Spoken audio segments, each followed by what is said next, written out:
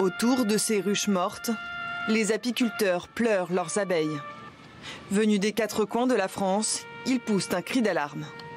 La situation est inédite. Dans certaines régions, on enregistre jusqu'à 80% de pertes. Aujourd'hui, les revendications de la profession sont claires. Une prise en compte de cette réalité dans l'urgence des professionnels, puisqu'il y a des professionnels, et notamment peut-être un peu plus jeunes, qui vont mettre la clé sous la porte.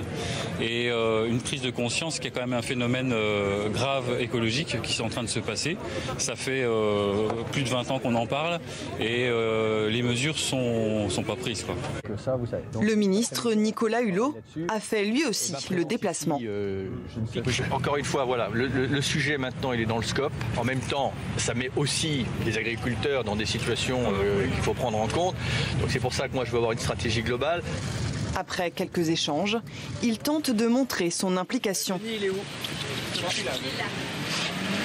Il faut vraiment qu'avec tous les députés, les sénateurs qui sont concernés, on se mette au boulot là-dessus.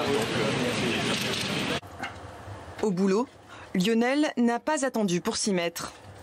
Le résultat du travail des abeilles. Après 40 ans dans l'apiculture, chaque année, la santé de ces abeilles se détériore un peu plus. Comme en octobre dernier, lorsqu'il se rendait sur son cheptel. J'y suis allé, déjà le bruit m'a alerté. J'entendais pas mes abeilles, donc il y avait quelque chose qui n'allait pas. Et en m'approchant, j'ai vu ces cadavres. Et quand j'ai ouvert, les ruches étaient mourantes dans la ruche. Elles étaient avec les spasmes de l'empoisonnement. C'était net, c'était un traitement. Alors comment en est-on arrivé là?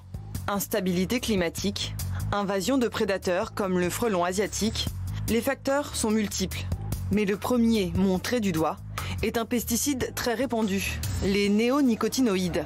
J'ai eu des ruches en bordure de champ, je les ai enlevées parce que moi je les perdais tous les ans. Tout d'un coup, vous trouvez devant la ruche un tapis d'abeilles. Bon, c'est clair, alors, quand l'agriculteur traite et qu'en passant, il envoie une giclée sur la ruche, qu'est-ce que vous voulez, c'est fini.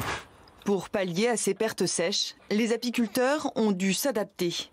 Voici un rucher d'élevage artificiel de reine-mère. Un concept qui n'existait pas il y a encore quelques années. Voilà, des cellules royales en gestation. Ici, là, là, là. J'investis beaucoup de temps pour élever les reines, le greffage, la mise en fécondation, le retour de fécondation, la mise en production, gérer le matériel, le fabriquer, tout ça, ça a un coût, c'est évident. Et qui n'existait pas il y a ne serait-ce qu'une dizaine d'années. Et la crise n'implique pas que les apiculteurs, puisque la pollinisation des abeilles est à l'origine de 35% de la nourriture qui arrive dans nos assiettes.